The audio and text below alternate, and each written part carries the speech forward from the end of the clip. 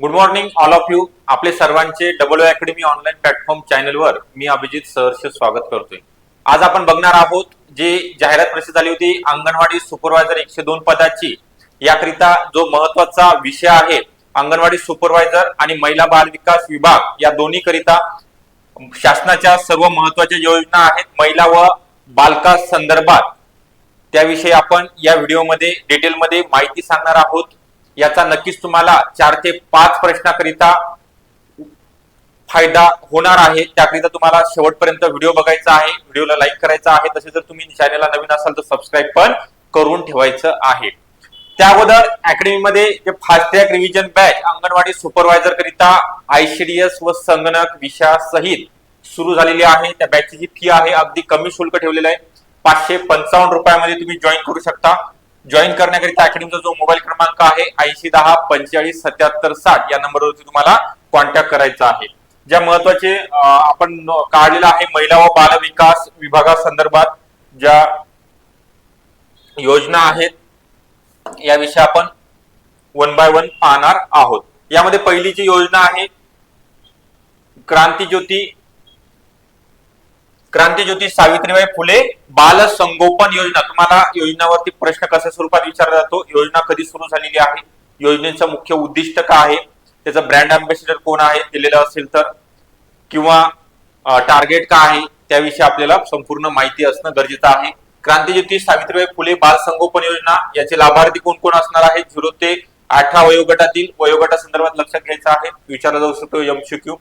कोणाकरिता आहे, अनाथ, निराश्रित, निराधार, बेघर, बालकामगार असलेली, तसेच जन्मठेप, कैद्यांची संरक्षण व निवाऱ्याची गरज असलेली, दुर्धर आजाराने ग्रस्त असलेली, कोविड नैसर्गिक आपत्तीमध्ये पालक गमावलेली बालके, कौटुंबिक संकटग्रस्त एकल पालक किंवा दोन्ही पालक दिव्यांग असलेली किंवा कौटुंबिक हिंसाचारात अडकलेली बालके यांच्या संदर्भात ही योजना आहे. लाभाचं जे स्वरूप आहे प्रति बालक 2250 रुपये प्रति दरमहा अनुदान दिले जाणार आहे. तसेच स्वयंसेवी संस्थेला 250 रुपये दरमहा शासकीय अनुदान दिलं जाणार आहे. तर त्याकरिता अर्ज कुठे करावा लागणार आहे आपल्याला, अंगणवाडी सेविका, स्वयंसेवी संस्था किंवा बाल विकास प्रकल्प अधिकारी किंवा जिल्हा महिला व बाल विकास अधिकारी यांच्याकडे.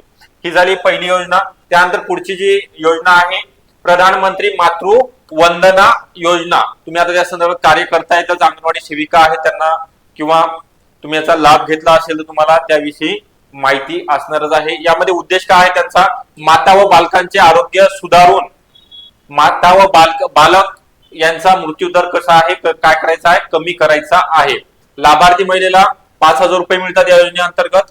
त्यानंतर पहिला हप्ता अंगणवाडी केंद्रात किंवा आरोग्य सुविधेवरती, त्यानंतर गर्भधारणेची नोंदणी करताना 1000 रुपये, दुसरा हप्ता 2000 रुपये आणि तिसरा हप्ता मुलांची नोंदणी, जे मूल होते त्याचं लसीकरण किंवा मुलाची नोंदणी केली असेल तुम्ही त्यावेळी 2000 रुपये, असे एकंदरीत 5000 रुपये तुम्हाला तुमच्या अकाउंटवर जमा होणार आहे. त्याकरिता ही प्रधानमंत्री मातृ वंदना योजना सुरू करण्यात आलेली आहे. त्यानंतर पुढची आहे बेबी केअर किट योजना. महिला व बाल विकास विभागांतर्गत सुरू झालेली आहे. शासकीय रुग्णालय प्राथमिक आरोग्य केंद्रामध्ये पहिल्या प्रसूतीवेळी जन्माला येणाऱ्या बाळाला 2000 रुपये किमतीचे बाळाच्या उपयोगातील बेबी केअर किटचा लाभ दिला जातो. यामध्ये नवजात बालकाचे कपडे, टावेल, मच्छरदाणी असेल, अंगाला लावायला तेल, ब्लँकेट, प्लास्टिक या संदर्भात सर्व सुविधा पुरवली जाते. जे संकेतस्थळ दिलेले आहे आवश्यक कागदपत्र त्याविषयी तुम्हाला परीक्षेमध्ये विचारला जाणार नाही, परंतु काय लाभ किती रुपयाचा तुम्हाला मिळतो या संदर्भात प्रश्न विचारला जाऊ शकतो. त्यानंतर पुढच्या योजना आहेत त्याविषयी आपण माहिती बघूया. प्रधानमंत्री विश्वकर्मा कौशल्य सन्मान योजना आहे. उद्देश हस्तकला कलाकार पारंपरिक व्यावसायिक यांचे सबलीकरण करण्याकरिता ही योजना सुरू करण्यात आलेली आहे. याचा योजनेचा मुख्य उद्देश आहे. या अंतर्गत 15000 रुपये दिले जातात प्रोत्साहन म्हणून. याचे पात्रता दिलेले वय किमान 18 वर्ष असायला पाहिजे. तसेच असंघटित क्षेत्रातील स्वयंरोजगार आधारित व्यावसायिक किंवा कामगार असायला पाहिजे. प्रति कुटुंब एक व्यक्ती 18 पारंपरिक व्यवसायाचा फक्त एकाच व्यक्तीला असे या योजनेचा लाभ घेता येणार आहे. त्यानंतर पुढचं दिलेलं आहे, पुढची योजना बघूया आपल्याला महिला बाल विकास संदर्भातच, परंतु तुम्हाला पुढच्या ज्या योजना नरेंद्र मोदी सरकार असेल किंवा देवेंद्र फडणवीस सरकारच्या कालावधीमध्ये केंद्र सरकार किंवा राज्य सरकारच्या योजना आहेत त्यावरती प्रश्न विचारला जातो. त्यानंतर पुढची आहे प्रधानमंत्री स्वनिधी योजना. कशा संदर्भात आहे, त्या योजनेचा लाभ महानगरपालिका, नगरपालिका, नगर परिषद हद्दीतील जे विक्रेते आहेत, रस्त्यावर विक्रेते, फेरीवाले, व्यावसायिक यांना व्याज अनुदान 7% दिले जाणार आहे. पहिल्या टप्प्यामध्ये 3 टप्पे आहेत, 10,000 रुपये, दुसऱ्या टप्प्यात 20,000 आणि तिसऱ्या टप्प्यात 50,000 रुपये तुम्हाला बँकेमार्फत देण्यात येणार आहे प्रधानमंत्री स्वनिधी योजने अंतर्गत. पुढची आहे प्रधानमंत्री मृदा योजना. 2015 साली सुरू झालेली आहे. याचे 3 गट आहे. मुद्रा योजनेचे 3 प्रकारमध्ये वर्गीकरण मध्ये शिशुकरिता 50,000 रुपयापर्यंत कर्ज, त्यानंतर किशोर वयोगटाकरिता 50,000 ते 5 लाख आणि तरुण वयोगटाकरिता 5 लाख ते 10 लाखापर्यंत अनुदान दिलं जातं, कर्ज दिलं जातं. यामध्ये मागील 2 वर्षाचा आयकर परतावा, प्रकल्प अहवाल आणि मागील 6 महिन्याचे बँक स्टेटमेंट डॉक्युमेंट गरजेचं आहे. परत पुढची दिलेली आहे तुमच्या परीक्षेकरिता ज्या महत्वाच्या आहेत, प्रधानमंत्री उद्योजकता आणि कौशल्य केंद्र. याकरिता तुम्हाला वयोगट सांगितलेले आहे. 15 ते 45 वयोगटातील कोणत्याही व्यक्तीस कोणत्याही क्षेत्राचे कौशल्य मिळवण्याकरिता प्रशिक्षण देण्यात येणार आहे. 15 जुलै आपल्याला माहिती आहे कौशल्य दिन म्हणून साजरा करण्यात येतो केंद्र सरकारमार्फत. त्यानंतर सुरुवातीच्या ज्या आहेत त्याविषयी आपण ज्या महत्वाच्या योजना तुम्हाला परीक्षेमध्ये हमखास विचारला जाऊ शकतात. यामध्ये प्रधानमंत्री मुद्रा योजना बघितलेली आहे, प्रधान सहाय्यता निधी. त्यानंतर आयुष्यमान भारत आरोग्याशी संदर्भात तुम्हाला प्रश्न विचारला जाऊ शकतो. आयुष्यमान भारत, प्रधानमंत्री जन आरोग्य योजना आणि महात्मा ज्योतिराव फुले जन आरोग्य योजना या संदर्भात ज्या आरोग्या संदर्भात जे प्रश्न उद्भवलेले आहेत, बालमृत्यू दर असेल किंवा महिला मृत्यू दर असेल यांचा कमी करण्याकरिता किंवा यांना पाठबळ देण्याकरिता निधी पुरवला जातो. त्यानंतर यामध्ये बघा आर्थिकदृष्ट्या गरीब जनतेला दर्जेदार वैद्यकीय सुविधा मिळण्याबाबत तरतूद करण्यात आलेली आहे. प्रति कुटुंब प्रतिवर्ष 5 लाख रुपयापर्यंत आरोग्य संरक्षण देण्यात आलेलं आहे. सर्व शासकीय रुग्णालय व 1350 अंगीकृत रुग्णालय मार्फत 1356 उपचार दिले जातात. ओके. सामाजिक आर्थिक जातनिहाय जनगणनेत नोंदणी असलेले समाविष्ट कुटुंब आणि अंत्योदय अन्न योजनेतील कुटुंब याचे लाभार्थी असणार आहेत. त्यानंतर पुढची योजना बघूया आपण. आयुष्यमान भारत हेल्थ अकाउंट तेच आहे, आभा योजनेचं नाव आहे. या अंतर्गत उपचाराकरिता प्रत्यक्ष अहवाल कागदपत्रे घेऊन जाण्याची गरज नाहीये. आभा कार्ड मध्ये ब्लड ग्रुप, आजार यांची संपूर्ण माहिती असेल. मिशन अंतर्गत प्रत्येक व्यक्तीसाठी युनिक हेल्थ कार्ड पण बनवलं जाणार आहे. त्यानंतर पुढच्या बघूया आपण. आरोग्य संदर्भात बघितल्यात, महिला बाल विकासाच्या ज्या योजना आहेत त्या संदर्भात बघितलंय. परत बघा मोदी आवास घरकुल योजना सुरू झालेली आहे इतर मागास बहुजन कल्याण विभागांतर्गत. यामध्ये अनुदान ग्रामीण भागामध्ये 1,20,000 डोंगर किंवा नक्षली जर भाग असेल घरकुल बांधण्याकरिता 1,30,000 रुपयाचं अनुदान दिलं जातं. त्यानंतर पुढची यशवंतराव चव्हाण मुक्त वसाहत योजना आहे, वैयक्तिक घरकुल योजना. लाभार्थी हा विमुक्त जाती भटक्या जमातीमधील असावा. लाभार्थी वार्षिक उत्पन्न 1,20,000 दरम्यान असायला पाहिजे, पेक्षा कमी असायला पाहिजे.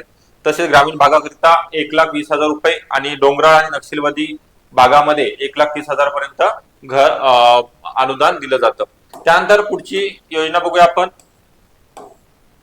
रमाई आवास योजना ही सामाजिक न्याय विभागांतर्गत राबवली जाते. अनुसूचित जाती आणि नवबौद्ध घटकांसाठी. तुम्हाला रमाई आवास योजना कोणत्या घटकासाठी राबवली जाते असा प्रश्न विचारला जाते. किती घरकुल जे घरात स्क्वेअर फूट आहे, किती घरकुल 269 चौरस फूट घरकुलाकरिता योजनेचे निकष आहेत. महाराष्ट्र राज्यातील किमान 15 वर्षाचे वास्तव्य असायला पाहिजेत. बेघर आणि पक्के घरे नसावी.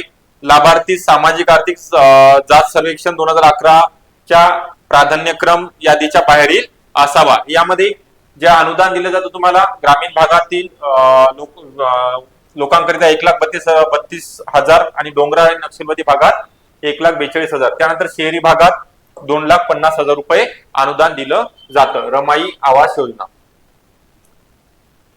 त्यानंतर पुढचे प्रधानमंत्री आवास योजना शहरी आणि ग्रामीण दोघांकरिता राबवली जाते. शहरी आणि घरकुला संदर्भात आवास योजनेसंदर्भात बघितलंय आपण. त्यानंतर राष्ट्रीय कुटुंब लाभ योजना केंद्र पुरस्कृत योजना आहे. यामध्ये सामाजिक न्याय विभागांतर्गत योजना कार्यरत आहे. शहरी व ग्रामीण भागाच्या दारिद्र्य रेषेखालील कुटुंबाच्या यादीत नोंद नसलेल्या 18 ते 59 वयोगटातील जे व्यक्ती नागरिक आहेत त्यामध्ये स्त्री किंवा पुरुष मरण पावल्यास कुटुंबांना एकर कमी 20,000 रुपये दिले जातात. ओके, याची नोंद वगैरे ग्रामपंचायत किंवा शहरी भागामध्ये नगर परिषद महानगरपालिकेमध्ये असली पाहिजे. त्यानंतर राष्ट्रीय कुटुंब लाभ योजना बघितली आपण.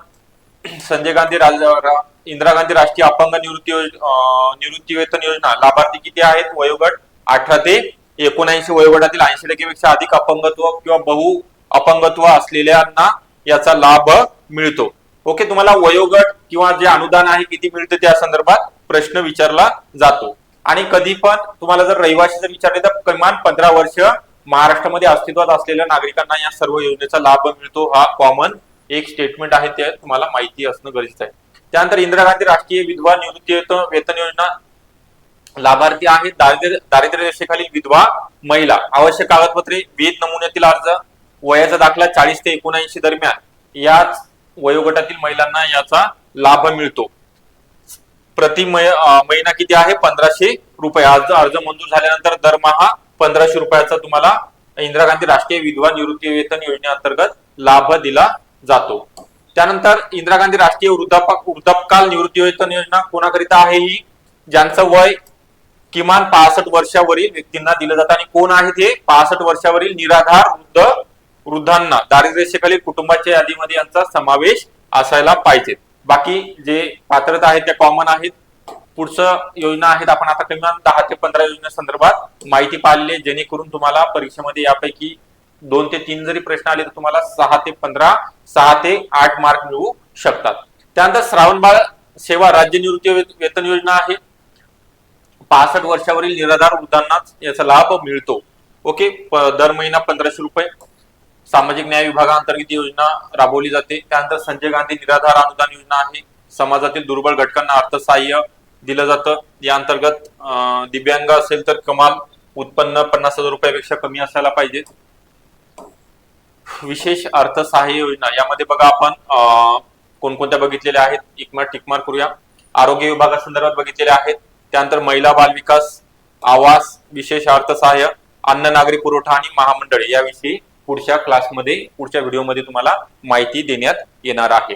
त्यानंतर अकॅडमीमध्ये अंगणवाडी सुपरवायझर फास्टॅग रिव्हिजन सोबतच महिला बाल विकास परीक्षिका अधिकारी पदाची जाहिरात प्रसिद्ध झाली. संरक्षण अधिकारी असेल त्याकरिता फास्टॅग रिव्हिजन बॅच सुरू झालेली आहे. अगदी कमी शुल्कामध्ये 555 रुपयामध्ये तुम्हाला 1 मंथ व्हॅलिडिटी देण्यात येणार आहे. यामध्ये जुन्या प्रश्नपत्रिका विश्लेषण, सर्व विषयाचे रेकॉर्डेड लेक्चर बघायला मिळणार आहे. त्यासोबत टेस्ट सीरीज ई-बुक नोट्स मोफत स्वरूपामध्ये, व्हिडिओ डाउनलोड करण्याची सुविधा आहे. डिजिटल बोर्डवरती लाईव्ह क्लास आणि लेक्चर जे आहेत ते तुम्हाला अनलिमिटेड वेळा पाहता येणार आहे. बॅच जॉईन करण्याकरिता अकॅडमीचा जो मोबाईल क्रमांक दिलेला आहे 8010457760 या नंबरवरती तुम्हाला कॉन्टॅक्ट करायचा आहे. तसे व्हिडिओ आवडला असेल लाईक करायचा आहे. आपण जर चॅनलला नवीन असाल तर सबस्क्राईब पण करून ठेवायचं आहे. ओके, थँक्यू सर्वांचे.